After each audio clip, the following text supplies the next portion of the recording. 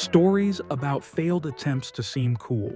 Story 1. When memory failed at the most important moment. One ordinary summer evening, Jack met a girl who was perfect at first glance. Her long brown hair shimmered in the sunlight, and the slight smile on her face drew the eyes of all passers-by. Jack was fascinated and knew one thing: he just had to get her phone number. After a brief conversation, she reached into her bag for a pen and paper to write the number down. Her name was Emily, and she was just about ready to write down the numbers when Jack, feeling a surge of confidence, stopped her abruptly. "No need," he said with a smile. "I'll memorize it anyway." It was a decision that seemed romantic and simple. Jack was confident. 7 digits. What was complicated about that? Emily smiled back, clearly impressed by his confidence. She dictated the number, and Jack repeated it to himself, memorizing it as something important.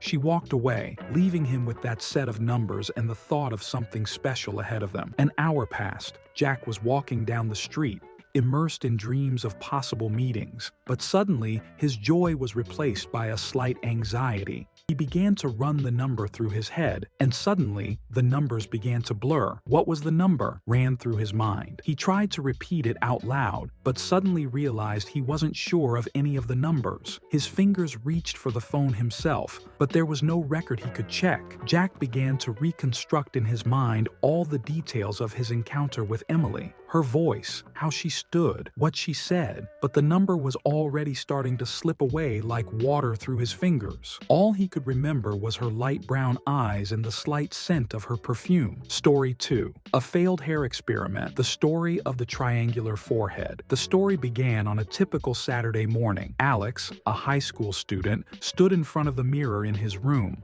looking at his hair. It was the same every day. The hair on his forehead grew unevenly, and it annoyed him. The other kids at school always had neat hairstyles, but his hairline was like a curve, as if it had been specially made to make fun of him. These thoughts kept him going, and one day he decided, why not take matters into his own hands? "It's just hair," Alex thought, pulling a small pair of scissors out of a drawer. Initially, the plan was simple: trim the uneven growth line slightly, give it a crisp look, and call it a day. However, as is often the case with teenage impulsive decisions, things didn't go as planned. As he began to carefully cut a few strands, Alex noticed that his hand was trembling slightly. The slightest deviation of the scissors from the planned line caused the hair to start forming a strange, unfamiliar contour. At first, it was just a slight kink, but the more he tried to correct the situation, the worse it got. At some point, Alex realized that his forehead was now adorned not by a regular straight line, but by something completely new, a perfect triangle, the top of which looked downwards, like an arrow pointing to his nose. Looking at himself in the mirror, Alex was numb. Something inside him was torn between panic and curiosity. How could this have happened? How did the scissors even create such a geometrically precise triangle? It seemed to him that his hair obeyed no laws of chance, but there was no turning back. The more he looked at that triangle, the less he realized how to fix it. It was Monday. Alex hoped no one would notice the change much. After all, it was just hair. But when he walked into school, the first reaction from his classmates made him regret his decision. It all started with jokes. One of his friends winked and said that Alex seemed ready for Halloween, even though the holiday was still a few months away. Jokes about his vampire appearance came one after another. His new hairstyle reminded him of something from vampire movies. The triangular line of hair growth on his forehead made him look like the hero of a cheap horror movie. Every day, the number of vampire nicknames only increased. Soon, all the nicknames, jokes, and teasing became a constant backdrop to Alex's school life. He was called Dracula, Vampire Boy, Prince of Darkness, and many other ridiculous names. Story 3. How one jump can make a hero, but not in the same way. When Jake first came to college, he didn't expect the gym teacher to ever ask him to demonstrate something in class. But that day was special. In one of the first gym classes of the new semester, the instructor, Mr. Harper, approached Jake with a request. The task was simple: show the group the basic jumping skills the students would have to master over the coming weeks. For Jake, it was easy. He'd always been an active guy, and sports were his forte. And that day, there were a lot of pretty girls in the gym, the perfect opportunity to impress them. Gathering himself, he began demonstrating simple jumps, which the students then repeated under Harper's guidance. Things were going smoothly. After a couple of demonstrations, however, the PE teacher apparently decided to add some variety. He approached Jake again, this time with an offer to show the group some tricks, if it was okay with him. Jake couldn't turn down the chance. The opportunity to look cool in front of everyone, especially the girls, was too tempting. He didn't even have to think about it. A couple of spectacular stunts popped into his head. He decided to start with the most spectacular one, a double backflip. He exhaled, preparing to jump, and quickly assumed his starting position. The jump started perfectly. Jake felt confident in the air. His body moved gracefully, and every element was textbook. For a split second, he thought he might actually get a standing ovation, but upon landing, something happened that he could not have anticipated. As his feet touched the floor, there was a sound in the gym that hung in dead silence. Small, but quite obvious. Jake had farted at the most inopportune moment. Under normal circumstances, it might have gone unnoticed, but not in this case. There was such silence that every person in the room, including Jake, realized what had happened. His heart raced faster, the blood rushed to his cheeks, and the first stifled laughs came from the audience. A few of the girls in the front row couldn't take it anymore and started giggling, covering their faces with their hands. Time seemed to slow down in that second. Jake stood at the center of attention, but not in the way he'd imagined. His plan to make a spectacular entrance had turned out to be an absolute disaster. 4. Trying to speed up growing up. When Sarah first realized that her body wasn't changing as fast as the other girls at school, it had been a real problem for her. She was 14, and most of her friends could already boast that their figures were beginning to take on more mature shapes. Every meeting with her classmates turned into an unspoken comparison, discussions about new outfits, makeup, and how their looks were changing. The topics most often centered around appearance, and especially breasts. Every time the girls bragged about their new shapes, Sarah felt out of place. She was still the flat-chested girl who hid behind a sports uniform, trying to hide her lack of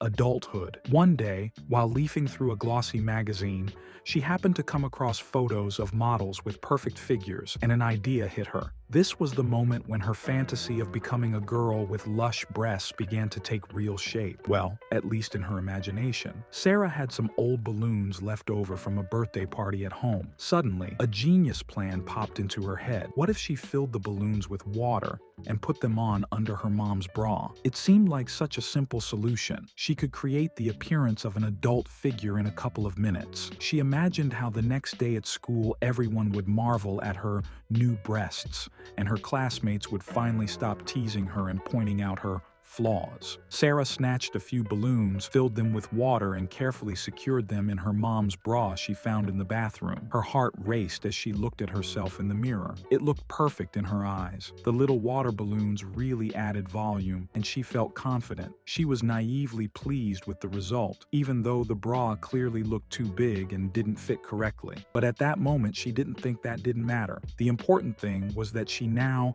had breasts. Sarah walked out of her room feeling different somehow, even majestic. She immediately tried on several different t-shirts to see which one best emphasized her new look. But as she moved around the house, happy, a feeling of discomfort grew inside. The balloons began to move little by little. At first, she didn't pay much attention to it, but after a couple of minutes, she realized that one of the balls had begun to shift imperceptibly under her bra, as if it had a life of its own. She tried to correct the balls, but it was more complicated than she thought. Not only were they constantly changing shape, they were also very slippery. As soon as she pressed down on one ball, the other one began to shift as well, threatening to burst completely out from under her bra. And then, at the worst possible moment, her mom walked in. Seeing her daughter's strange behavior, She squinted her eyes, suspecting something wrong. Sarah, realizing that her plan was about to be revealed, froze in place, hoping her mother wouldn't notice the suspiciously strange shape under her t-shirt. But the tension was becoming unbearable,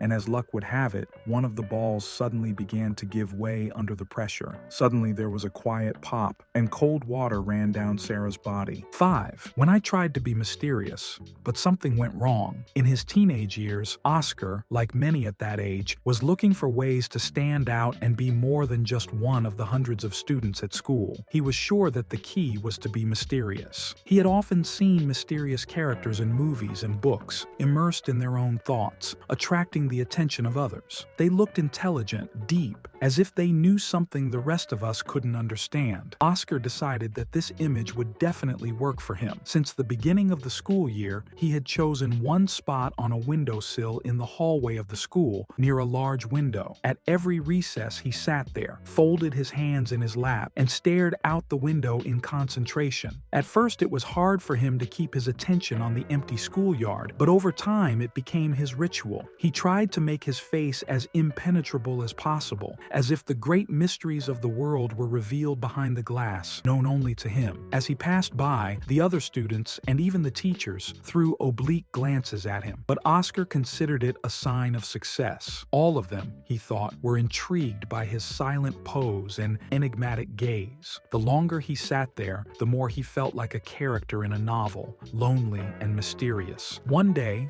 at recess, when Oscar was back in his usual seat, he was approached by one of his classmates. She was the kind of girl who was always the center of attention, cheerful, outgoing, and confident. Oscar noticed her approaching, but tried to ignore her, pretending to be absorbed in his own thoughts. When she finally approached and stopped beside him, Oscar took pity and turned his head slightly. She wanted to know what he was looking at. Of course. Her question was simple, but it was a moment of truth for Oscar. He could have said something ordinary, something everyday, but no, he decided this was a chance to demonstrate his depth. "I'm looking at a bird," he replied after a brief pause. Oscar was sure it sounded perfect. In his mind, the phrase was meaningful, symbolic, like something out of an old movie where characters say things that have multiple meanings. The girl froze for a second and looked around. Oscar saw her bewilderment, but he stood his ground. When she asked where exactly this bird was, he added without blinking an eye, "It's not real. It's an imaginary bird." He was sure that she would now see in him a complex and deep nature, a man who lived in a world of his own. It seemed to him that his words were meant to elicit her admiration. In Oscar's mind, a scenario was unfolding where she, enchanted by his mystery, would begin to look at him in a new way. But reality, as often happens, was far from his fantasies. The girl, instead of showing interest, cast a strange look at him and, without a word, simply walked away. 6. How an attempt to show off turned into surgery. Jack was always the kind of guy who loved attention. He wasn't an athlete or an extreme athlete, but he was always eager to show those around him that he was capable of something extraordinary, especially when he was out with friends. That night, as many times before, they went to the pub, their favorite place to relax, talk, and drink beer. The drive there was familiar, but this time, Jack decided that they needed to add a little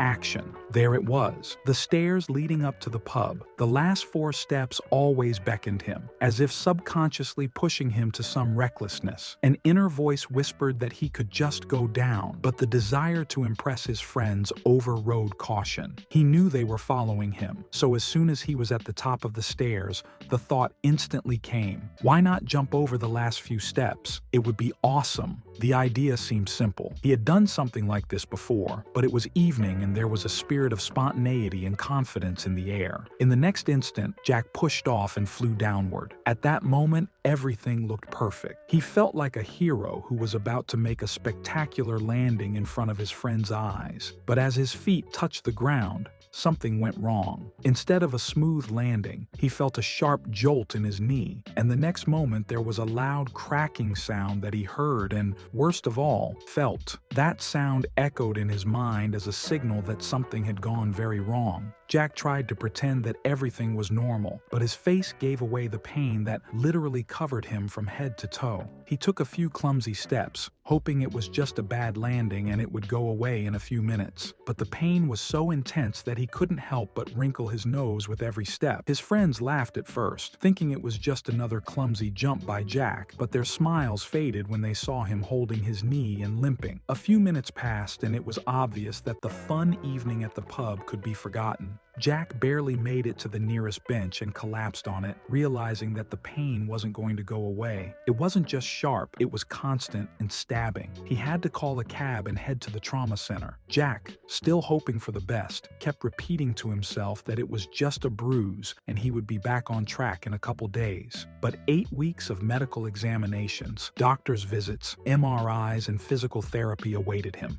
Jack went through stages. First, the certainty that it wasn't that serious, then the shock of the real consequences, and then the realization that surgery was ahead. The doctors diagnosed a torn anterior cruciate ligament, and it wasn't just a word, it was the reality he found himself in. He was told that he would have surgery in a couple months, and after that, the long and agonizing recovery process would begin. In those first weeks, Jack still harbored hopes of a quick recovery. He Googled, read forums, and was inspired by stories of people who recovered quickly from similar injuries. But as time went on, each visit to the physical therapist reinforced the realization that reality was much harsher than he had imagined. The doctors told him that after the surgery, he would need at least a year to fully recover, and even after that, he would be limited in his sports and active lifestyle.